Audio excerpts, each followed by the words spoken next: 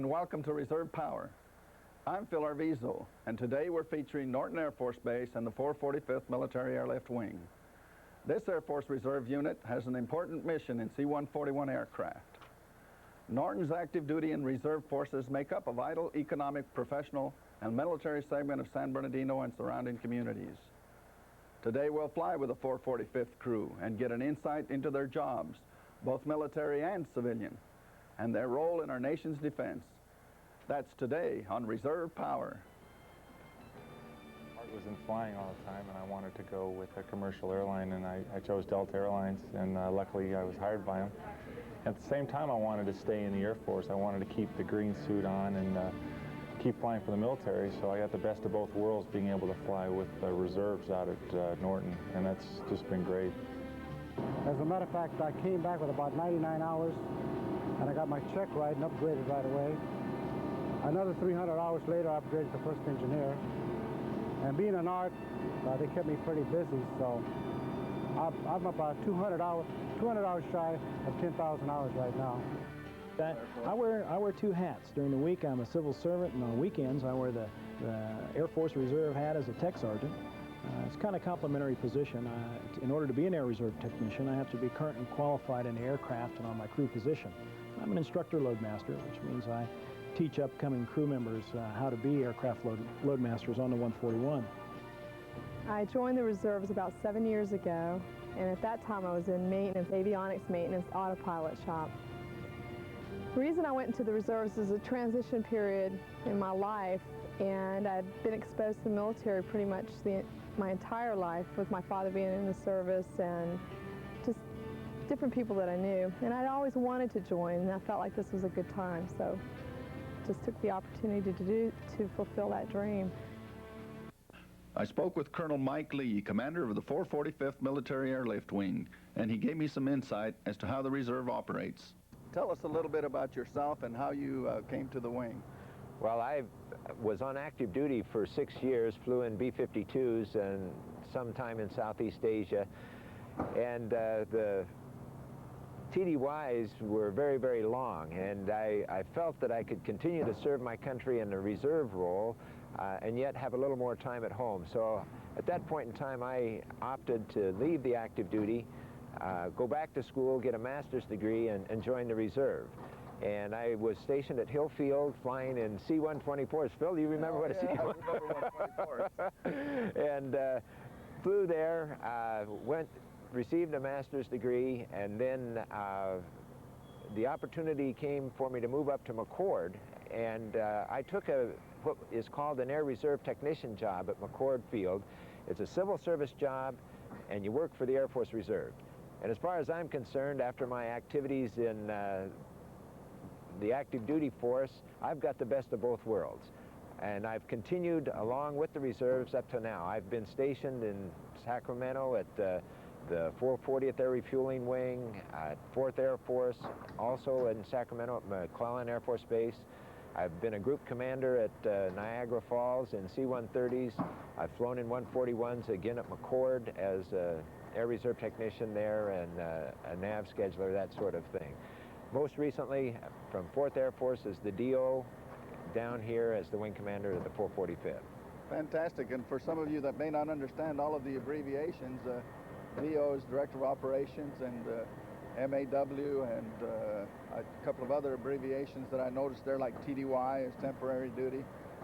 Colonel Lee knows all of these kinds of things, and he definitely picked a good wing to come to here in San Bernardino. We're real happy to have you here. Tell us a little bit about the wing itself. How many units do you have in the wing? Well, we have 19 active squadrons, and 3 of those are flying squadrons, and that's the purpose of the whole wing, is to fly and fight, get the boxes from point A to point B, or the jumpers from point A to point B, get them on the drop zone, and allow them to enter into the combat. Of the 19 units, we've got our 3 flying squadrons, 3 large maintenance squadrons that maintain these airplanes right alongside the active duty force. Our crew force is 50% of the crew force here at Norton Air Force Base in San Bernardino.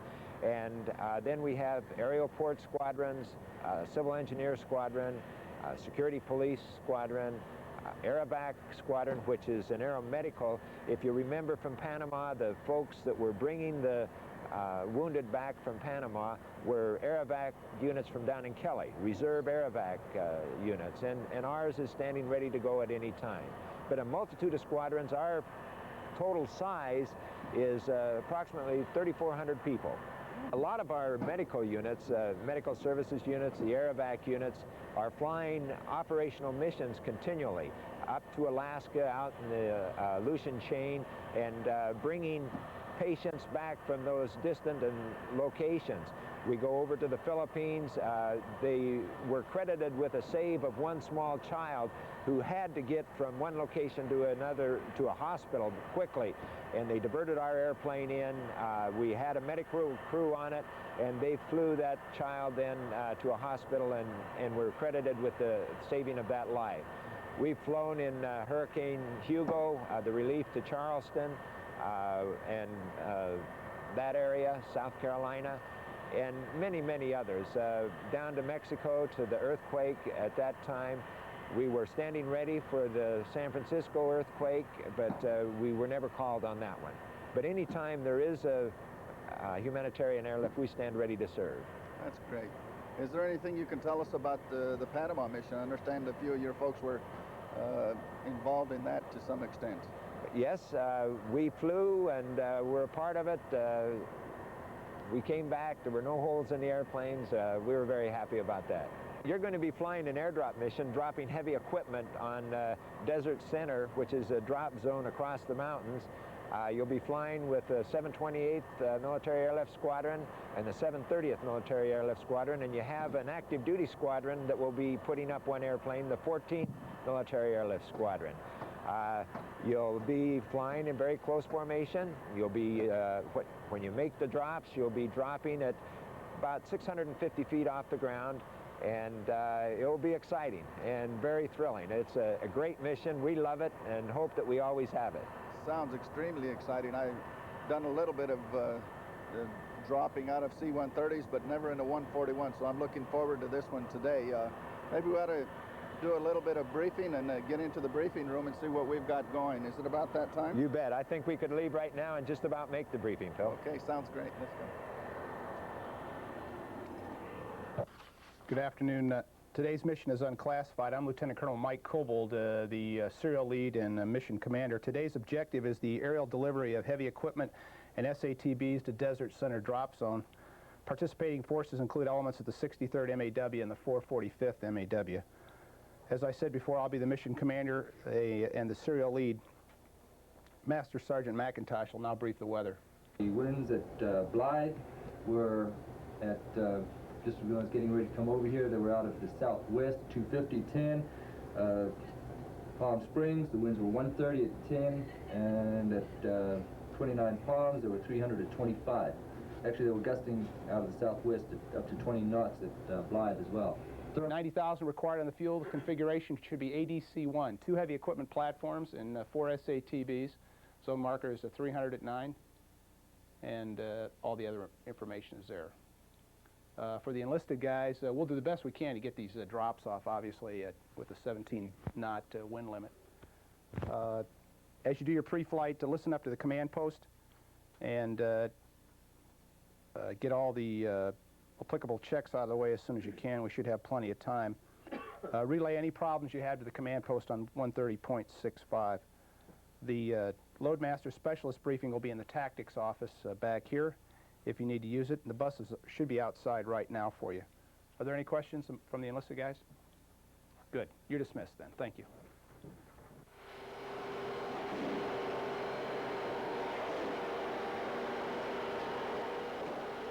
What I do on the aircraft is Loadmaster.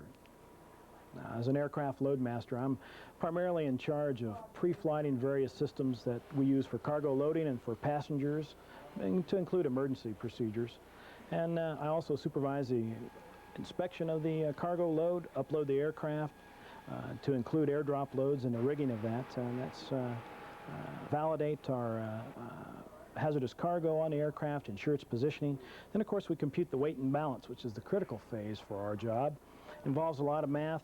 We balance that aircraft and use that data for takeoff performance data and make sure the airplane can fly and get to where it's going to go.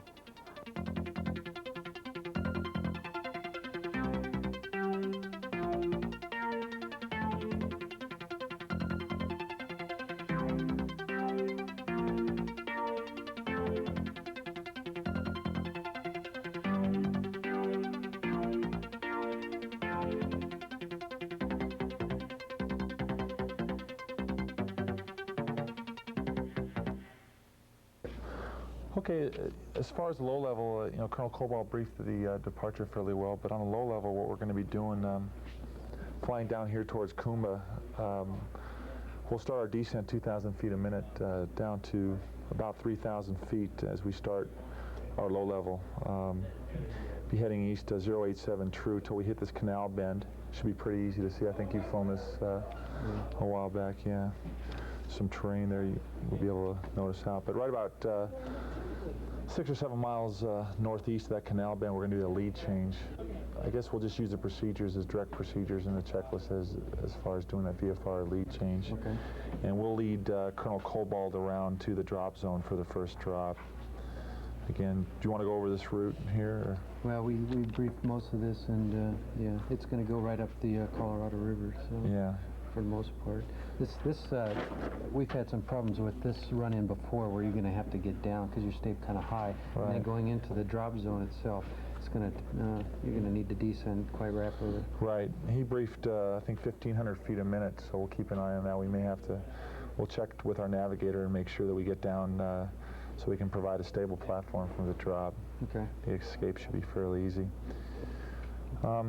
Okay, good. We're square away on this. We got the flight plan here. We filed that. We got a Lifter 29 backup flight plan in case any of the airplane have any maintenance problems, and the other guys can come in and file that, and they'll meet us. The rendezvous point is the pre-IP, which is going to be this bridge right here. That's where we're going to rendezvous in case we do have to take off late or for some reason like that. Right. But he briefed that up fairly well. Why don't we go, we can take a look at NOTAMs real quick here. And well, I spent 7 years in the active duty. I went to the Air Force Academy when I was 17 years old, and I got commissioned from the Academy, and my first job was flying T-39s out of Wright-Patterson Air Force Base in Dayton, Ohio. And my last 4 years in the Air Force, I spent flying 141s in the active duty at Norton Air Force Base, where I was an instructor and a flight examiner. And it was a real difficult decision, but when I did decide to get out of the Air Force, my heart was in flying all the time, and I wanted to go with a commercial airline, and I chose Delta Airlines, and luckily I was hired by them. At the same time, I wanted to stay in the Air Force. I wanted to keep the green suit on and keep flying for the military, so I got the best of both worlds, being able to fly with reserves out at Norton, and that's just been great. Well, now we've checked our NOTAMs. Here we are at command post. Everything looks good. Yeah. Right now we're still on Delta 5 is our parking spot 60138. Colonel Cobalt's on Bravo 4, so we'll just taxi out behind one airplane length. Okay. Air conditioning shouldn't be a factor today. One thing we got to make sure we check with the engineer that we have 90,000 pounds of gas on board. I think we're going to need all our gas today for the drops. And when we get out there, if you don't mind, set up the half-quick radios. I'll go make sure everything's okay in the back. As far as the heavy equipment platforms, you can start setting up the half-quick radio. So we'll be ready to go for our, they're going to give us a Mickey at 1,500 on the hour. You just mentally psych yourself up because you're really ready to perform the mission. With all the training that you have, the currency requirements you have, you're ready to go physically. I'm sure when Panama came up, the guys that were called upon to the job, they psyched themselves up mentally, and I'm sure some of them were excited, but very professional in their approach to doing it, and it's just doing what you do every day. Yeah, Airman Thompson, we'd like to file our flight plan for the Lifter 21 flight going down towards Desert Center for an airdrop today. You can check that over, make sure nothing wrong with it. Looks good. Okay, great. Great, we've got a copy. Thanks a lot. Should be taking off about 15:30, so you can tell the tower to expect a 15:30 departure. Okay. Thanks. Don't go away. In a moment, we're going to fly one of these C141s.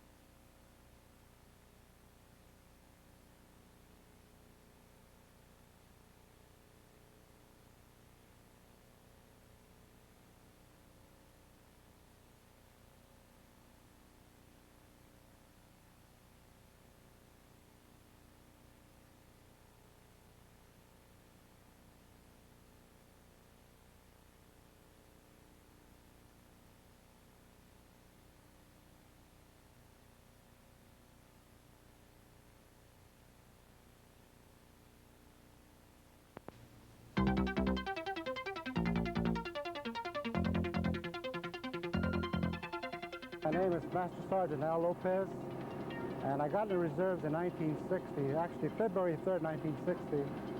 And the reason I got into it, well, I missed the service. I'd been out a couple of years, so I got back in. Also, it gave me a civilian job.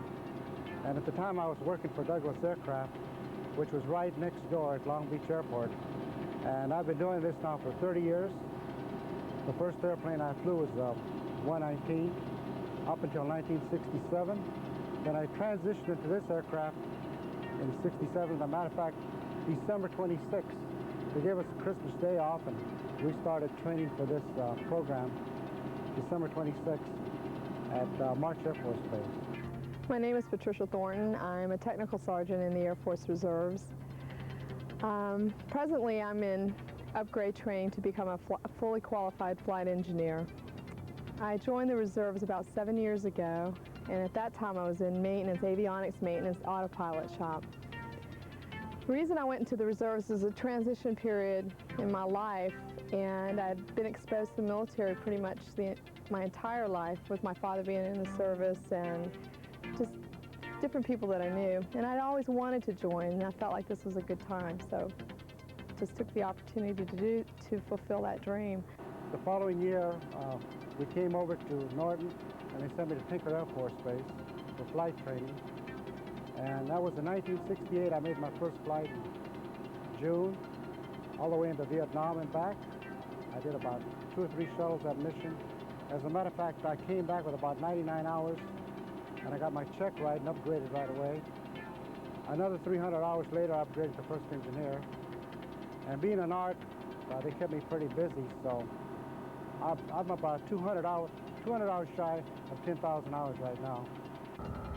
There are a lot of women in the reserves, as far as there's so many different career fields in the reserves, and I think actually I really feel like the military is a good barometer of the change that's going to go on in the civilian world. A lot of times change for women occurs first in the military, and then it's reflected in the civilian world.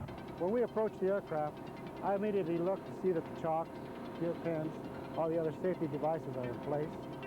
Then I get up in the airplane, I check the forms. You're checking out the exterior, the interior, all the different systems, and it's kind of the analogy of if you're going to buy or rent a house or a car, you're checking it out to see if it's safe. You're checking out everything. And you have that same mentality when you're checking out the plane. Your primary concern is safety. When you're flying, you are going to be a part of the crew that is going to be going up in the plane, and you want to be able to take off safely, cruise, and land safely. You want everyone to make it, and you want to complete your mission at the same time.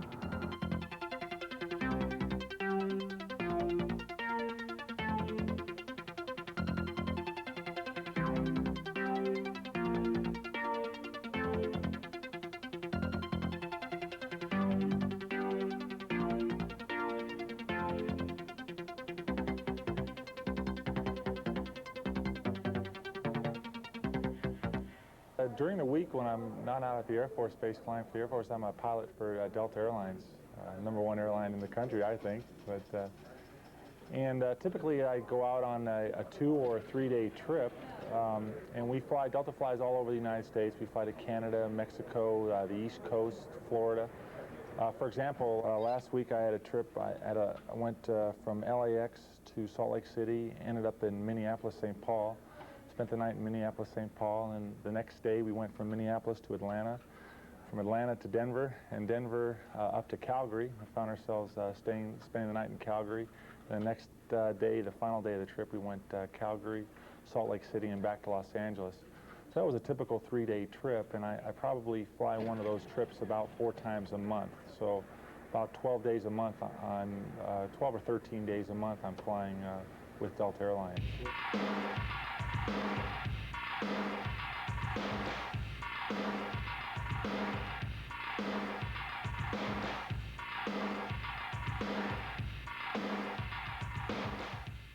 Once the pilots have filed their flight plan and have the latest weather information, they are taken to their aircraft.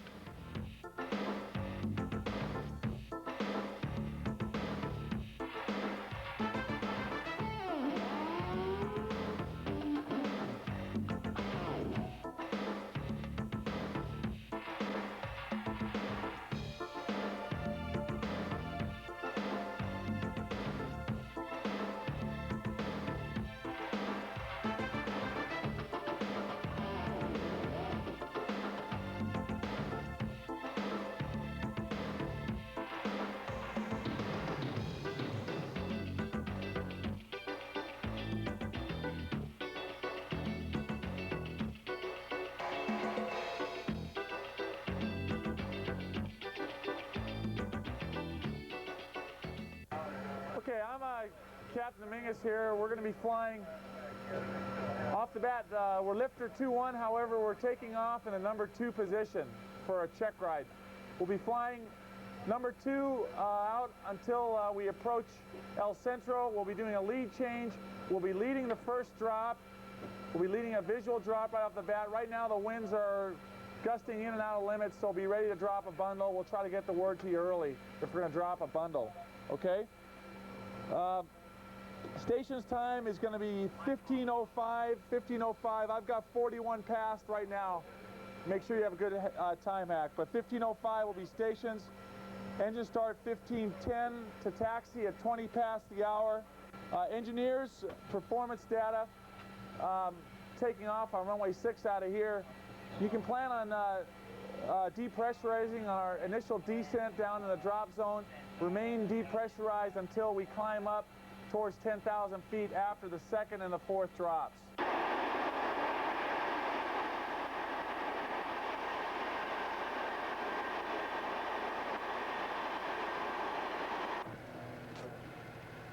Max 60138 Heavy, Norton Tower. Confirm you'll be departing to the East Desert Center. Mach 138 Heavy, roger. Wind 310 at 3, cleared for takeoff.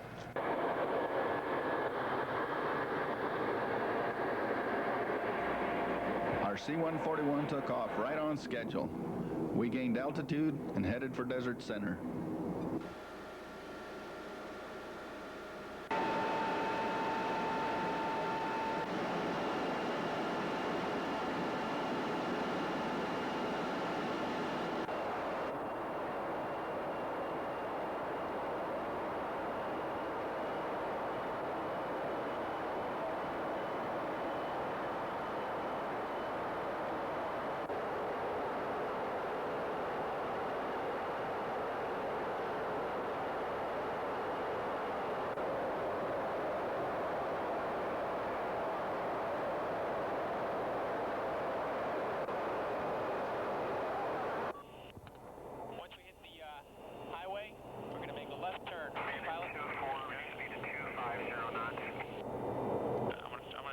The winds on uniform 1. Approaching 325.2.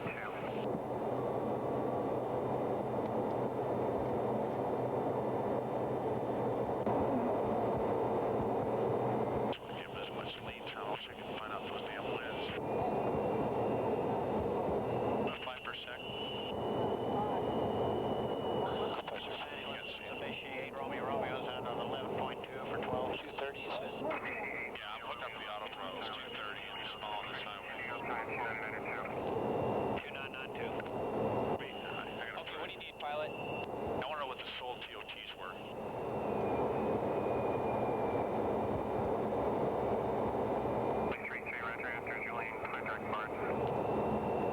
Thanks. I hope those are correct. Welling 33 traffic at 12 o'clock and 10 miles. Welling 33 additional traffic at 1 o'clock and 12 miles westbound E2 16,000. Expect further climb time to clearing that aircraft. Do you think we should make the decision to rig for a bundle now in case the winds are up? Otherwise, Center Scott's 433 has the E2 inside. What do you think? 433, it's up to you, man. Well, let's get the winds first. Yeah, I'm trying to. Yeah, but... Because they're up in the air. What are they on, 346? They should be on drop zone. Do you see the drop zone? 7,000. 187 Los Angeles Center, roger. The San Diego Center 2992. 2992. We can just go ahead and try to check out the heavy on the first go. Maybe Romeo. I was debating as to whether or not to go with the bomb on the first go, but they're going 17, so we might as well try to get the heavy out. Sounds like a great plan. Denver, man.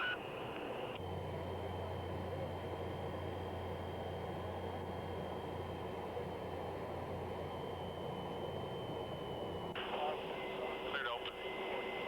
Are we depressurized? We are. Okay, the town should be right before the river. Which side of the bend is it, right here? Deploy the intercom, maybe Romeo. Yeah, it should be right down below us. Gotcha, where are you, buddy? I think it's, isn't it over here to the right? Do you see the town? No, I don't see the town, but this is the river bend. Alright. Yeah, Steve Right, should be over to the right just a little bit. Okay, our next turn is 340, then we'll descend to 2500. Is that it over there? Okay, fine. I'm going to tell us to turn left. Should be a road leading into it. 5, 4, 3, 2, 1. Pilot, turn left. Okay, good. 340.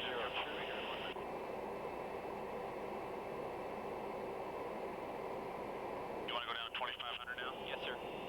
Okay, we're going. Once in position, the crew prepares to make the drop and deliver its cargo to the waiting troops below.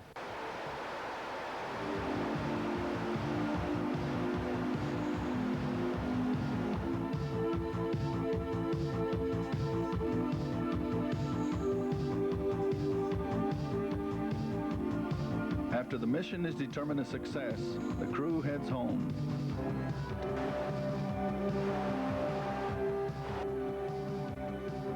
To sum up their feelings about time spent in the Air Force Reserve, Outstanding. Opportunity. I would say fulfillment. Pure excitement and camaraderie, esprit de corps. That pure excitement comes to